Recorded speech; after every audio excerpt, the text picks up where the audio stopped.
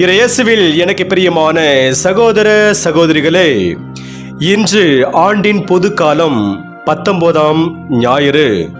இந்த நாள் உங்களுக்கு இனிய நாளாக அமைய வாழ்த்துகிறேன், ஜெபிக்கின்றேன். இன்றைய இறைவார்த்தை சிந்தனைகளுக்கு நாம் கவனமுடன் செவி கொடுப்போம். முதல் வாசகம் அரசர்கள் முதல் நூலிலிருந்து வாசகம். அதிகாரம் 19, இறை வார்த்தைகள் 4-8 முடிய. அந்நாள்களில் எலியா பாலை நிலத்தில் ஒரு நாள் முழுவதும் பயணம் செய்தார். அங்கே ஒரு சூறைச் செடியின் அடியில் அமர்ந்து கொண்டு தாம் சாக வேண்டும் என பின்வருமாறு மன்றாடினார். ஆண்டவரே, நான் வாழ்ந்தது போதும், என் உயிரை எடுத்துக்கொள்ளும். நான் என் மூதாதையை விட நல்லவன் அல்ல. பின்னர் அச்சூறைச் செடியின் அடியில் அவர் படுத்துறங்கினார். அப்போது வானதூதர் அவரை தட்டி எழுப்பி, எழுந்து சாப்பிடு என்றார். அவர் கண் விழித்து பார்க்கையில், இதோ தணலில் சுட்ட ஒரு அப்பமும் ஒரு குவளையில் தண்ணீரும் தம் தலைமாட்டில் இருக்க கண்டார். அவற்றை அவர் உண்டு பருகிய பின் திரும்பவும் படுத்துக்கொண்டார். ஆண்டவரின் தூதர் 2ஆம் முறை வந்து அவரை தட்டி எழுப்பி, எழுந்து சாப்பிடு, ஏனெனில் நீ நீண்ட பயணம் செய்ய வேண்டும் என்றார். அப்பொழுது அவர் எழுந்து உண்டு பருகினார். அவ்வுணவினால் வலிமை அடைந்த அவர் 40 பகலும் 40 இரவும் நடந்து ஓரேபு என்ற கடவுளின் மலையை அடைந்தார். ஆண்டவரின் அருள்வாக்கு. இறைவனுக்கு நன்றி. பதிலுறற் பாடல் பல்லவி. ஆண்டவர் எத்துணை இனியவர் என்று சுவைத்து பாருங்கள். ஆண்டவர் எத்துணை இனியவர் என்று சுவைத்து பாருங்கள். ஆண்டவரை நான் எக்காலமும் போற்றுவேன். அவரது புகழ் எப்பொழுதும் என் நாவில் ஒலிக்கும். நான் ஆண்டவரை பற்றி பெருமையாக பேசுவேன். எளியோர் இதை கேட்டு அக்களிப்பர். பல்லவி. ஆண்டவர் எத்துணை இனியவர் என்று சுவைத்து பாருங்கள். என்னுடன் ஆண்டவரை பெருமைப்படுத்துங்கள். அவரது பெயரை ஒருமிக்க மேன்மைப்படுத்துவோம். துணை வேண்டி நான் ஆண்டவரை மன்றாடினேன். அவர் எனக்கு மறுமொழி பகர்ந்தார். எல்லா வகையான அச்சத்தினின்றும் அவர் என்னை விடுவித்தார். பல்லவி. ஆண்டவர் எத்துணை இனியவர் என்று சுவைத்து பாருங்கள். அவரை நோக்கி பார்த்தோர் மகிழ்ச்சியாய் மெலிர்ந்தனர். அவர்கள் முகம் அவமானத்திற்கு உள்ளாக்கவில்லை. இந்த ஏழை கூவி அழைத்தான். ஆண்டவர் அவனுக்கு செவிசாய்த்தார். அவர் எல்லா நெருக்கடியினின்றும் அவனை விடுவித்து காத்தார். பல்லவி. ஆண்டவர் எத்துணை இனியவர் என்று சுவைத்து பாருங்கள்.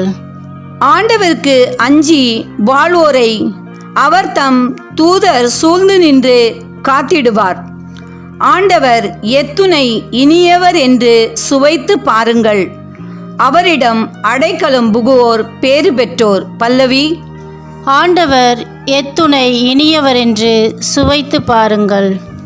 2ஆம் வாசகம். திருத்தூதர் பவுல் எபேசியருக்கு எழுதிய திருமுகத்திலிருந்து வாசகம். அதிகாரம் 4, இறை வார்த்தைகள் 30-32 மற்றும் அதிகாரம் 5, இறை வார்த்தைகள் 1-2 முடிய. சகோதரர் சகோதரிகளே, கடவுளின் தூய ஆவியாருக்கு துயரம் வருவிக்காதீர்கள். மீட்பு நாளை முன்னிட்டு உங்கள் மீது பொறிக்கப்பட்ட முத்திரையாக அவர் இருக்கிறார். மனக்கசப்பு, சீற்றம், சினம், கூச்சல், பழிச்சொல் எல்லாவற்றையும், தீமை அனைத்தையும் உங்களை விட்டு நீக்குங்கள். ஒருவருக்கொருவர் நன்மை செய்து பரிவு காட்டுங்கள். கடவுள் உங்களை கிறிஸ்து வழியாக மன்னித்தது போல நீங்களும் ஒருவரை ஒருவர் மன்னியுங்கள். ஆகவே நீங்கள் கடவுளின் அன்பார்ந்த பிள்ளைகளாய் அவரை போல் ஆகுங்கள். கிறிஸ்து உங்களுக்காக நம்மை நறுமணம் வீசும் பலியும் காணிக்கையுமாக கடவுளிடம் ஒப்படைத்து உங்களிடம் அன்பு கூர்ந்தது போல நீங்களும் அன்பு கொண்டு வாழுங்கள்.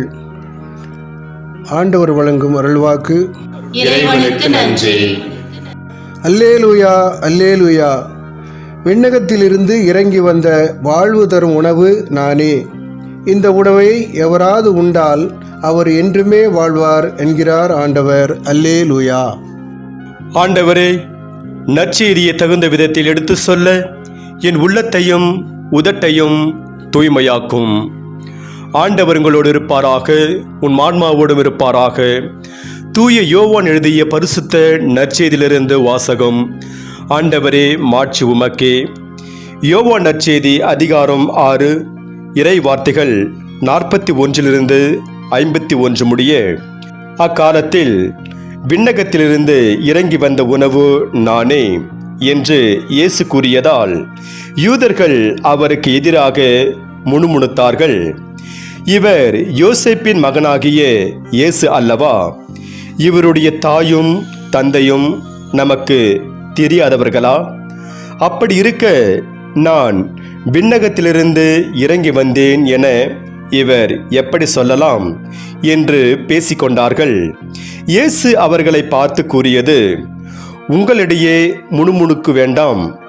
என்னை அனுப்பிய தந்தை ஈர்த்தாலொழிய எவரும் என்னிடம் வர இயலாது. என்னிடம் வருபவரை நானும் இறுதி நாளில் உயிர்த்தெழ செய்வேன். கடவுள் தாமே அனைவருக்கும் கற்றுத்தருவார் என இறைவாக்கு நூல்களில் எழுதியுள்ளது. தந்தைக்கு செவிசாய்த்து அவரிடமிருந்து கற்றுக்கொண்ட அனைவரும் என்னிடம் வருவர்.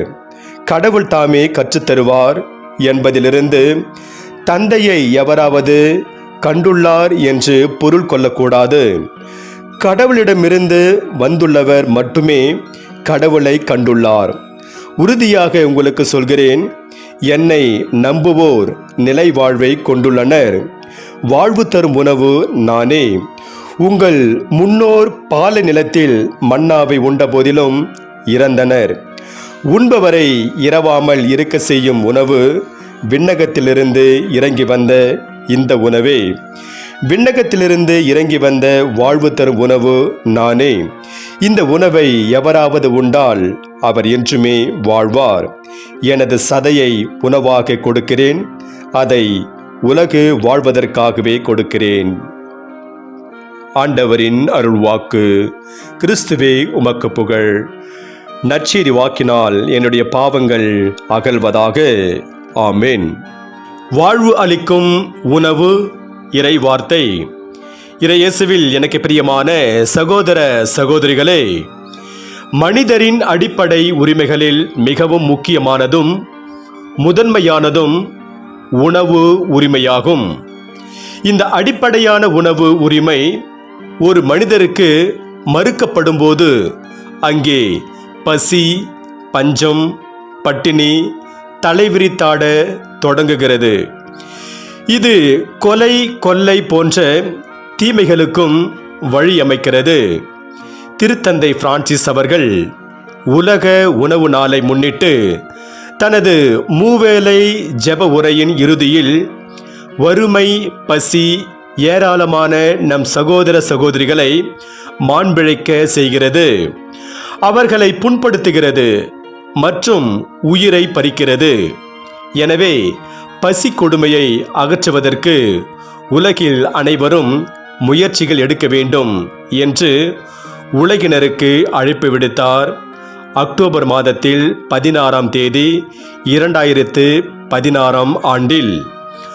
உடல் ஆரோக்கியத்தின் அச்சாணியே உணவுதான். இந்த உணவு ஒரு மனிதருக்கு எந்த அளவுக்கு முக்கியம் என்பதை பல இடங்களில் இயேசு போதித்துள்ளார். நான் பசியாக இருந்தேன், நீங்கள் உணவு கொடுத்தீர்களா? நான் தாகமாயிருந்தேன், நீங்கள் என் தாகத்தை தணித்தீர்களா என்று மத்திய நற்செய்தியில் 25ஆம் அதிகாரம் 35 கூறுகிறார். இதுதான் மானிட மகன் மாட்சியுடன் வரும்போது ஆசி பெறுவதற்கான தகுதிகளில் ஒன்றாக அமைகிறது. எனவே பசியோடு வருபவரின் பசியை ஆற்றுவது மிகப்பெரிய பேறு. கடந்த 2 வாரங்களாக உடல் பசியோடு தம்மை தேடி வந்த மக்களுக்கு கனிவோடு உணவு பகிர்ந்து கொடுத்த இயேசு இன்றைய பகுதியில் உள்ள பசியை ஆற்ற முன் வருகிறார். உடல் பசி மனிதர்களுக்கு மட்டுமல்ல, எல்லா உயிரினங்களுக்கும் பொதுவானது. உடல் பசியை உணவு கொண்டு ஆற்றிவிடலாம். ஆனால் இன்று உள்ளத்தை அல்லது மனதை ஆக்கிரமித்துள்ள பசிகள் ஏராளம். அவை அறிவு பசி, அதிகார பசி, ஆணவ பசி, ஆசை பசி, பிறர் மனை மீது பசி, புகழ் பசி, பதவி பசி, பணப்பசி, கோபப்பசி, மண் பசி, இணையதள பசி என பல வடிவங்களில் நீண்டு கொண்டு போகிறது. இப்படிப்பட்ட பசியை தீர்க்க முடியாதால்தான் வன்முறைகளும் கொலைகளும் போர்களும் நிகழ்கிறது. மனிதரை வாட்டுகின்ற இவ்வாறான பசிகள் கொரோனாவை விட கொடூரமானவை. மனிதர்களிடையே காணப்படும் பல்வேறு வகையான பசிகள் இன்றைய வாசகங்களில் வெளிப்படுவதை காணலாம். அரசியான ஈசபேலுக்கு அஞ்சி நெடுந்தூரம் பயணிக்கும் எலியாவை இறைவன் உணவும் தண்ணீரும் கொடுத்து திடப்படுத்துவதை இன்றைய முதல் வாசகத்தில் பார்க்கிறோம். முதல் அரசர்கள் புத்தகத்தில் 19ஆம் அதிகாரம் 4-8 முடிய. இப்பகுதியை மேலோட்டமாக வாசிக்கும்போது பசித்த இறைவாக்கினருக்கு வானதூதர் உணவளித்தார் என்ற ஒரு வரி சிந்தனையை நாம் கடந்து போகலாம். ஆனால் எலியா யார்? அவர் ஏன் பாலை நிலத்திற்கு சென்றார்? ஒரு சூறை செடியின் கீழ் அமர்ந்து கொண்டு ஏன் சாக விரும்பினார்? போன்ற கேள்விகளுக்கு பின்னால் மனிதர்களின் கோர பசியும் கொலைவெறி செயல்களும் மறைந்திருப்பதை புரிந்து கொள்ளலாம். இறையேசுவில் பிரியமானவர்களே, இன்றைய முதல் வாசகத்தை புரிந்து கொள்ள வேண்டுமென்றால் இறைவாக்கினர் எலியாவை பற்றி புரிந்து கொள்வது அவசியமாகும். இஸ்ரேல் மற்றும் யூதா பகுதிகளுக்கு ஆண்டவரால் அனுப்பப்பட்ட முக்கியமான இறைவாக்கினர்கள் வரிசையில் முதலாவது வருபவர் எலியா. மோசேவுக்கு அடுத்தபடியாக மிகவும் மதிக்கப்பட்ட மாபெரும் இறைவாக்கினர் இவர். யாவே ஆண்டவரே உண்மையான கடவுள் என்பதை துணிந்து பறைசாற்றிட போராடியவர். கடவுளின் பெயரால் அருள் அடையாளங்களை நிகழ்த்தியவர். திருவிவிலியத்தில் வரும் முதல் உயிர்ப்பித்தல் நிகழ்வு எலியா வழியாக நிகழ்கிறது. இதை முதல் அரசர்கள் புத்தகத்தில் 17ஆம் அதிகாரம் 22ஆம் வசனத்தில் பார்க்கிறோம். இஸ்ரேல் நாட்டை ஆண்ட அரசர்களுள் ஆண்டவரில் நம்பிக்கை வைத்து வாழ்ந்தவர்கள் மிக குறைவாக இருந்தார்கள். ஏறக்குறைய எல்லா அரசர்களும் தீய வழியில் நடந்தார்கள். இவர்களின் வரலாறு இன்று நாம் வாழும் சமூகத்தை பிரதிபலிப்பதாக உள்ளது.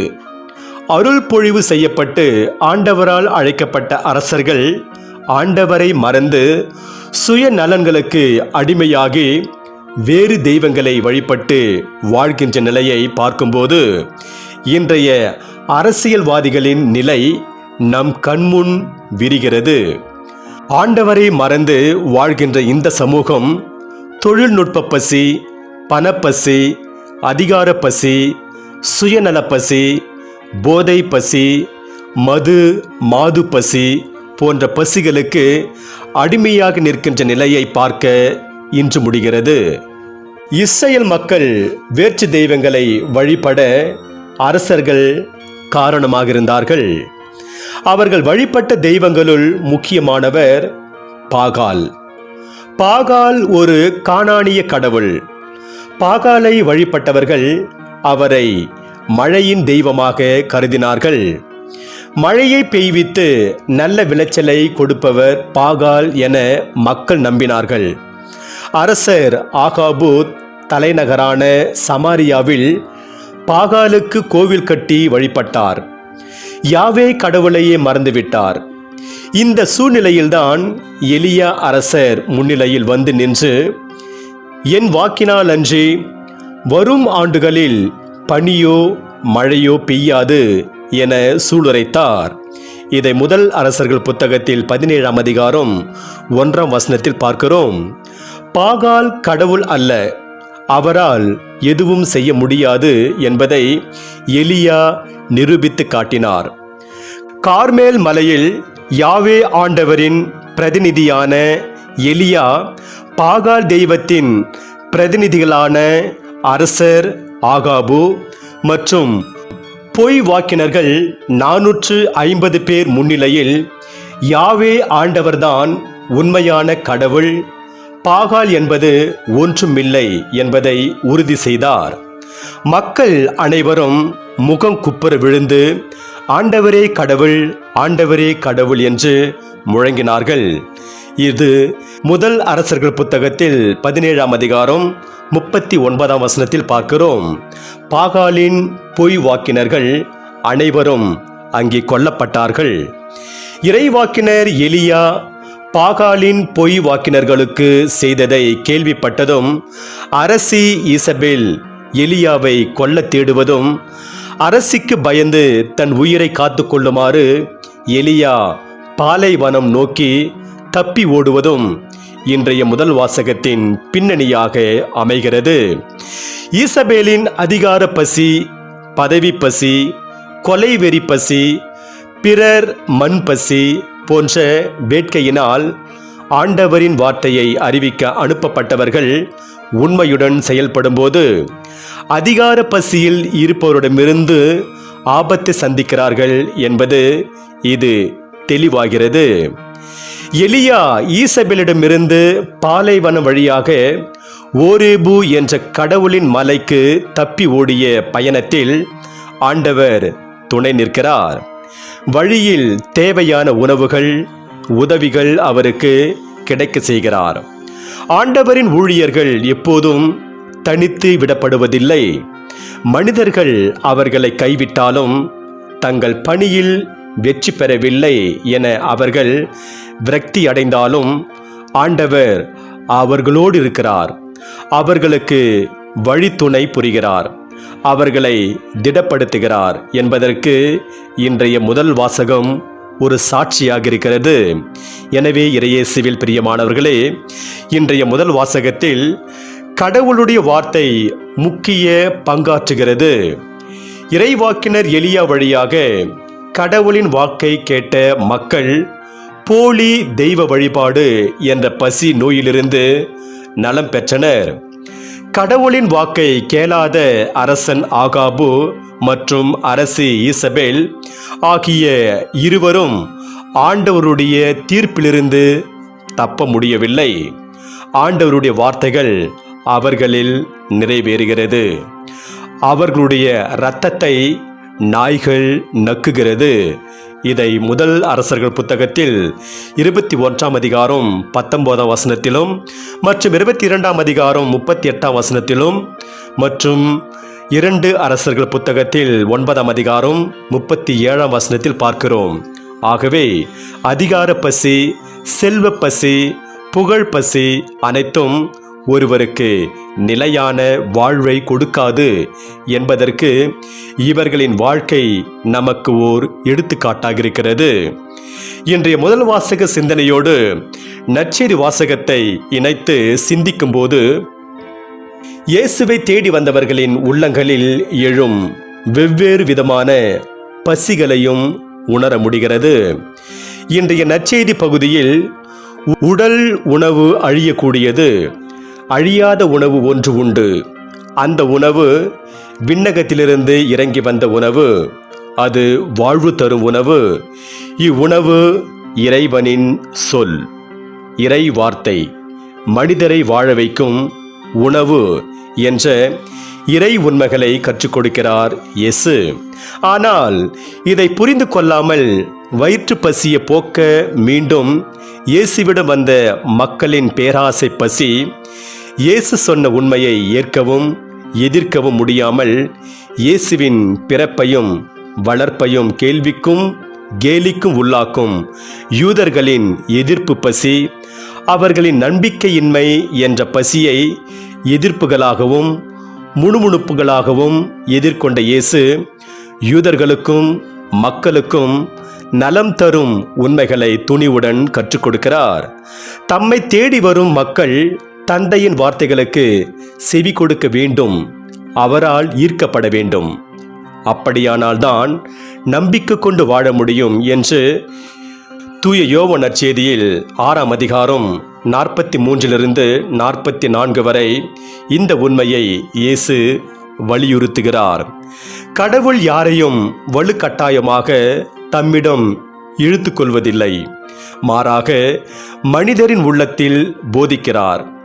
இயேசுவிடம் செல்ல மனிதரை தூண்டுகிறார். இறைவனின் தூண்டுதலுக்கு செவிசாய்ப்போர் அவரால் ஈர்க்கப் பெறுவர்.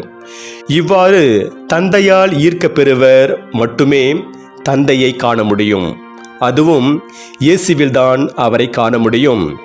இயேசுவே தந்தையின் முழு வெளிப்பாடு என்று தூய யோவான் நற்செய்தியில் 1ஆம் அதிகாரம் 18ஆம் வசனத்தில் பார்க்கிறோம். ஆகவே இந்த ஆழமான சிந்தனைகளை நாம் நற்செய்தியில் பார்க்கிறோம்.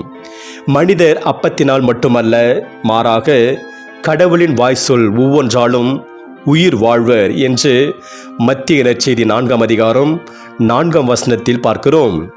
மனிதரை பேணி காப்பது நிலத்தின் விளைச்சல் அல்ல, மாறாக ஆண்டவரது வார்த்தை என்று சாலமோன் ஞானநூல் புத்தகத்தில் 16ஆம் அதிகாரம் 26ஆம் வசனத்தில் பார்க்கிறோம். வாழ்வு அளிக்கும் வார்த்தைகள் கடவுளிடமே உள்ளது. தூய யோவான் நற்செய்தியில் 6ஆம் அதிகாரம் 68ஆம் வசனத்தில், எனவே இறையேசில் பிரியமானவர்களே, நம்மை வாழ வைக்கும் கடவுளின் வார்த்தைகளை உள்ளத்தில் ஏற்றுக்கொண்டு எலியாவைப் போல நீதி, உண்மை, அமைதி போன்ற அறப்பசி கொள்வோம். உள்ள பசியோடு நம்மை தேடி வரும் வறியோருக்கு நல்ல சொற்கள், ஆறுதலான ஊக்கமூட்டும் வார்த்தைகள், பெரியோரின் ஞானம் நிறைந்த போதனைகள், இறை வெளிப்பாடுகளால் உள்ள பசியாற்றுவோம். அதே நேரம் தெரு ஓரத்தில் 24 மணி நேரமும் வானத்தை கூரையாக பார்த்து கொண்டு இறந்துண்பவர்களுக்கு இனிய உரையால் அல்ல, இனிய உணவால் உடல் பசியாற்றுவோம். இறைவன் உங்கள் அனைவரையும் நிறைவாக ஆசீர்வதிப்பாராக. ஆமென்.